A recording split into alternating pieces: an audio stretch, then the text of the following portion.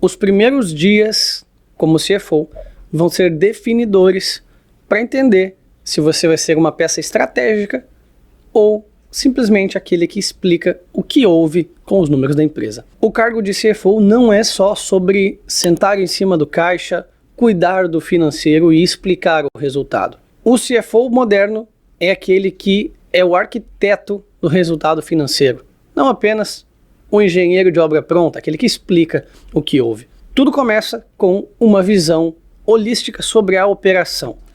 Um CFO que não consegue dialogar com a área de vendas, com a área de operação e com o restante da gestão, só explica o DRE, o fluxo de caixa e o balanço. Antes da gente poder mudar o número, a gente precisa compreender a realidade do negócio. Cada setor de atuação, cada tipo de empresa vai ter uma dinâmica bem diferente de como certas decisões impactam os números.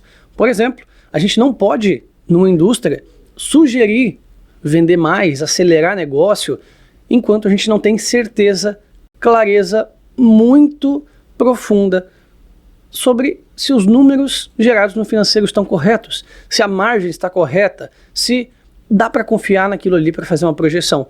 Porque, por exemplo, numa indústria, a gente decidir vender mais com um produto que dá prejuízo é morte certa. É um fluxo de caixa difícil, é uma operação complicada, cara, de margem mais baixa normalmente, onde um erro pequeno pode complicar toda a operação.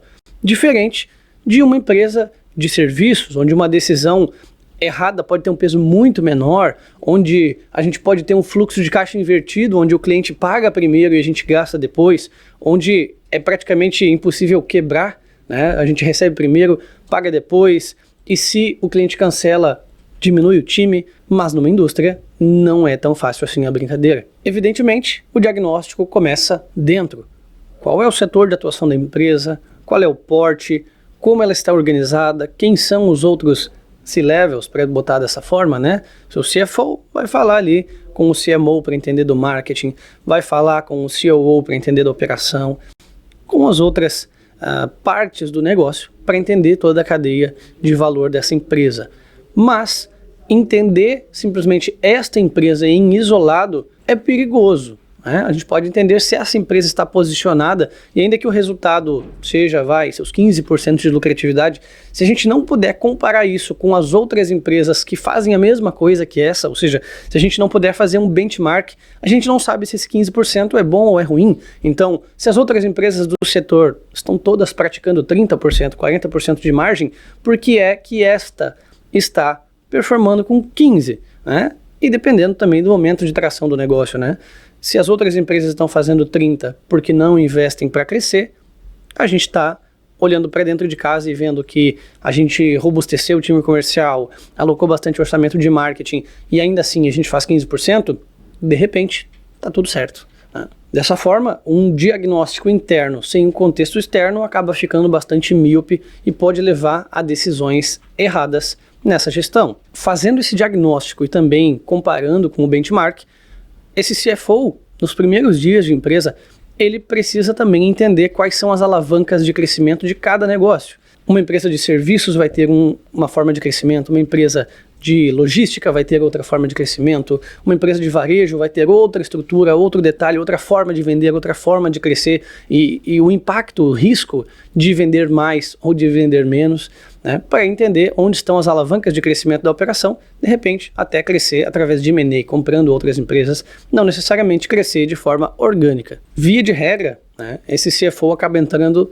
numa situação onde o conselho, os acionistas, os sócios querem resultado rápido, mas o CFO, como guardião do caixa, guardião da perenidade da saúde da empresa, ele também precisa conseguir conciliar, né, aquilo que a gente chama aqui de gestão ambidestra, né? Como a gente toca o curto prazo e gera resultados rápidos sem sacrificar o futuro, especialmente quando a gente fala ali de empresas com margens complicadas, né, varejo, indústria, onde não adianta ganhar o curtíssimo prazo se a gente for perder no longo por sacrificar margem, e sacrificar margem significa já sacrificar o caixa também. Não basta, de toda forma, ser um CFO super técnico, super cheio dos termos, que conhece todos os jargões, se ele não consegue conversar com o time. Se o time não entende E tudo bem, certas coisas têm nomes em outras línguas, majoritariamente em inglês, mas a comunicação precisa ser compreensível, né? O time precisa entender o que é EBITDA,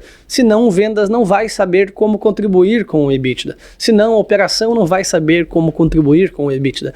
O CFO não pode apenas chegar e dizer: a gente vendeu mais, a gente cresceu o faturamento, mas o EBITDA caiu, se virem, resolvam. Não, o time precisa ter o mesmo nível de alinhamento, de entender a participação de cada unidade de negócio, de cada liderança, de cada C-level, na composição do resultado da empresa. Então, a comunicação é uma parte super importante da entrega efetiva do resultado desse CFO, dele ser o arquiteto do resultado e não apenas o portador das más notícias. É evidente que aquele número que ninguém entende, ele não vira decisão, porque ninguém sabe de onde ele veio e como foi que a gente chegou nele. Essa comunicação alinhada, ela traduz os porquês, os impactos de cada área e de cada decisão nos números financeiros, no caixa e no econômico. É muito importante também que esse CFO tenha uma capacidade adaptativa e criativa, né, para a gente repensar, criticar, ajustar o modelo de negócio. Por que nós vendemos isso? Por que nós cobramos assim? Por que nós vendemos deste jeito? Por que nós posicionamos desta forma?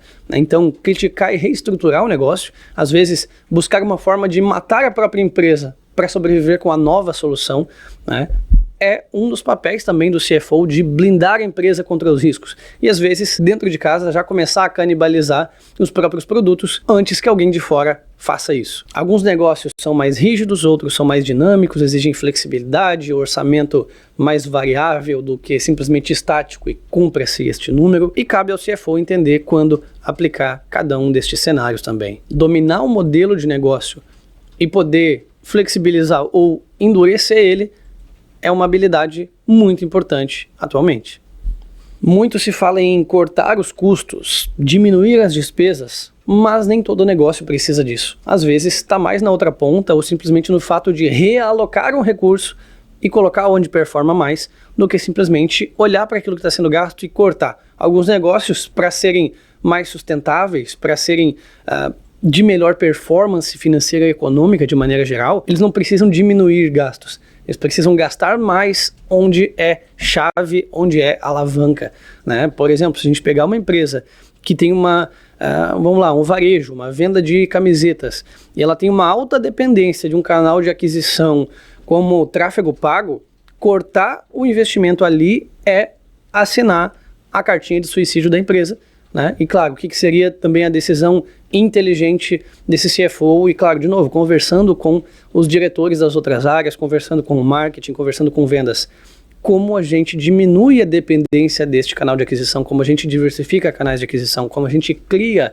canais proprietários, como a gente vende mais sem depender de um único canal, por exemplo, e não dizer precisamos cortar custos, vamos diminuir aqui onde é a nossa principal fonte de tração econômica. A capacidade do CFO de compreender toda essa dinâmica de mercado, da empresa, dos outros diretores, da linguagem, do modelo de negócio e adaptar as suas ferramentas, a sua metodologia para esta empresa, nesta situação, neste porte, neste tamanho, isso tudo é definidor do papel do CFO neste negócio.